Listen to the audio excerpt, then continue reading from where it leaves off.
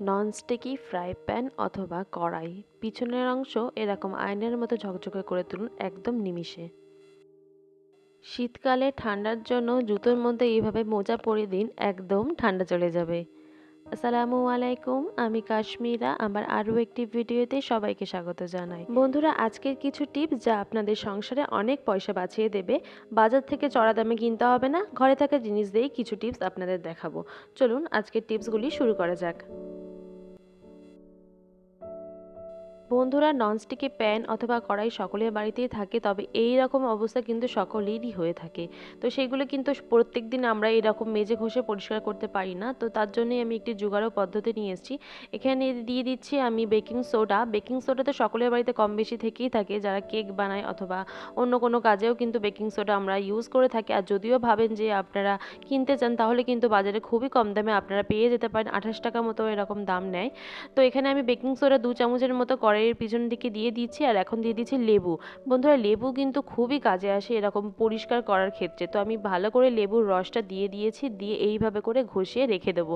বেশ 40 মিনিট মতো কিন্তু আমি ঘষে রেখে দিচ্ছি। বন্ধুরা, লেবু কিন্তু অনেক ক্লিনিংয়ের কাজে ব্যবহার হয়, আর লেবুর যে গুণাবলী সেগুলো কিন্তু আমরা বলে শেষ করতে পারবো না। লেবু যে এতটা বেশি শক্তিশালী, সব ক্ষেত্রে কিন্তু লেবু আমাদের অনেক অনেক কাজ করে। এখানে আমি 40 মিনিট পরে চলে এসেছি। আর এখনও একটি কথা বলে রাখি বন্ধুরা, যে এই যে ফ্রাইং প্যান বা অথবা কড়াইয়ের এই সাইডের অংশগুলি আছে, সেগুলো কিন্তু আমরা তারের জালি অথবা কোনো রকম শক্ত কিছুতে মাজলে কিন্তু যে প্রোটিনটা আছে, প্রোটিনটা কিন্তু উঠে যাবে, সেটা কিন্তু দেখতে একদম খারাপ লাগবে।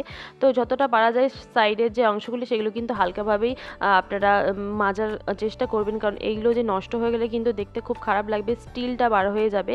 আমরা যতটা চাইবো অথবা পারবো উপরের যে অংশগুলি আছে, মানে যে অ্যালুমিনিয়ামের অংশগুলি নোংরা আছে, সেগুলি পরিষ্কার করে ফেলার চেষ্টা করছি। সাইডের অংশগুলি কিন্তু কোনোভাবেই পরিষ্কার করা যাবে না। বন্ধুরা, আপনারা হয়তো বলতে পারেন যে এই সাইডের অংশগুলি নোংরা হয়ে রয়েছে। বন্ধুরা, আপনারা যদি চান একবার ট্রাই করে দেখবেন, যে ওই যে উপরে রঙটা আছে সেটা কিন্তু খুব তাড়াতাড়ি উঠে যাবে। মানে আমরা যেই বেকিং সোডা দিয়ে করেছে বন্ধুরা, আমরা একটু ঘষলেই কিন্তু সাইডের অংশগুলি উঠে যাবে, তবে উঠে গেলে কিন্তু দেখতে খুবই খারাপ লাগবে।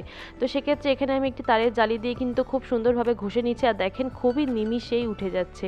একদম জোর করে ঘষতে হবে না, হাত দিয়ে জাস্ট হালকা করে ঘষলে কিন্তু দেখেন একদম আয়নার মতো চকচক করছে। আগে ও পরে দেখে আপনারা বুঝতেই পারলেন কতটা সুন্দর হয়েছে। আর ভিতরে যে অংশটা সেটা তো আমরা সবসময় মেজে থাকি, আর পিছনের অংশগুলি মাজা হয় না বলে একটু সময় নিয়ে আমাদের কাজগুলো করতে হয়। আমি জাস্ট লেবু দিয়ে উপর থেকে একটুখানি সাবান দিয়ে এইভাবে করে ঘষে নিচ্ছি। আর বেশি জোরে ঘষলে কিন্তু ভিতরে যে প্রোটিনটা আছে সেটা কিন্তু চলে যাবে, আর প্রোটিনটা উঠে গেলে দেখতে খুবই খারাপ লাগবে। চলুন দেখিনি পরবর্তী টিপস। বন্ধুরা, এখন কিন্তু আমরা অনেক স্মার্ট বউ হয়ে গিয়েছি, যার জন্য কিন্তু শিলপাটায় বেটে আমরা আদা রসুন পেস্ট করে রাখি না, একদম মিক্সিতে পেস্ট করে রেখে দিই অনেক দিন পর্যন্ত রাখার জন্য। তো অনেক দিন পর্যন্ত রাখার জন্য আমি যেটা করব, এখানে আমি নিয়েছি 1 টিস্পুন মতো নুন, আর দিয়ে দেবো একটুখানি সাদা তেল। তো 1 টিস্পুন আমি সাদা তেল দিয়ে দিয়েছি। এতে করে কিন্তু বন্ধুরা আমরা প্রায় 1 মাসের কাছাকাছি এই আদা রসুন পেস্টটা বেশি করে যদি করে রাখতে পারি, যারা ওয়ার্কিং মাদার হয় তারাও কিন্তু এই কাজটি করে রাখতে পারেন। তো আমি যা দেখানোর জন্য আমি একটুখানি করেছি। তো আপনারা চাইলে কিন্তু একদম ভরে ভরে আদা রসুন পেস্টটা আপনারা রেখে দিতে পারেন। তার জন্য নুন ও একটু সামান্য তেল দিয়ে রাখবেন, তাহলে কিন্তু অনেক দিন পর্যন্ত সংরক্ষণ করে রাখতে পারবেন। বন্ধুরা, বাড়িতে যাদের বাচ্চা আছে তারা তো জানেনই, বাচ্চারা জুতো অথবা মোজা পরতে কোনোটাই পছন্দ করে না। যদিও মোজাটা পরে নেয়, তাহলে কিন্তু জুতো একদমই পরতে চায় না। আর বাড়ির মেঝের মধ্যে অনেকের তো টাইলস বা যে মার্বেল এই সমস্ত করা থেকেই থাকে। তো এখানে আমি দেখেন স্লিপারের মধ্যে মোজাটা দিয়ে দিচ্ছি, এতে করে কিন্তু পায়ের ঠান্ডাটাও কম লাগবে। আর মোজা পরলেও কিন্তু বন্ধুরা অনেক বেশি ঠান্ডা লাগে, মোজার থেকেও কিন্তু অনেকটা ঠান্ডা লেগে যায় বাচ্চাদের।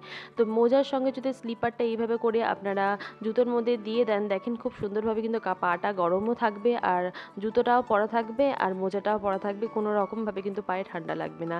এই আইডিয়াটা কেমন লাগলো অবশ্যই জানাবেন। এটা কিন্তু বাচ্চাদের করবেন, তাহলে কিন্তু ওদের বেশ ইন্টারেস্ট লেগেও কিন্তু জুতোটা পরতে চাইবে, আর দেখতেও ভালো লাগবে, পাটা পুরো বন্ধ থাকবে, কোনো রকমভাবে ঠান্ডা আসবে না। বন্ধুরা, আইডিয়াটি ছোট হলেও কিন্তু অনেক কাজের। আর আমার আজকের ভিডিওগুলি কেমন লাগছে প্লিজ কমেন্ট করে জানাবেন, তাহলে কিন্তু আমার ভিডিও করা আরও বেশি আগ্রহী জাগবে। আর এই ভিডিওগুলির মধ্যে আপনাদের কোনটি সব থেকে ভালো লেগেছে আর কোনটি আপনারা জানেন সেটাও আমাদের কমেন্টে জানিয়ে দেবেন।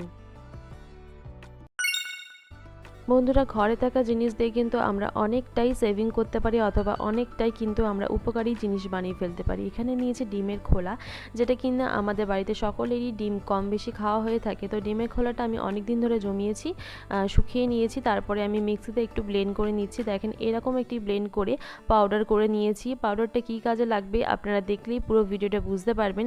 এই দেখেন এখানে একটা আমি বাটিতে ঢেলে নিচ্ছি। বন্ধুরা, আমরা যখন গাছ লাগাই তখন কিন্তু সেরকম সার আমরা জানি না, বা কী লাগাতে হবে, কী সার কিনতে হবে, সেগুলো কিন্তু আমরা খুব একটা জেনে থাকি না, টুকটাকই আমরা জানি।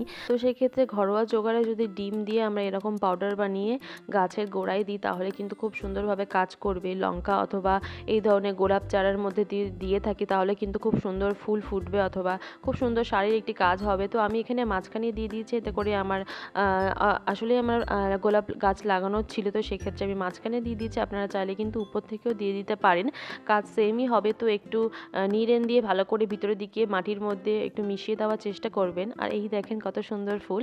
তো এর মধ্যে এখানেও আমি দিয়ে দিচ্ছি লঙ্কা গাছে। তো আজকে এই পর্যন্ত, দেখা হচ্ছে অন্য কোনো ভিডিওতে। আসসালামু আলাইকুম, আল্লাহ হাফিজ, সুস্থ থাকবেন, ভালো থাকবেন।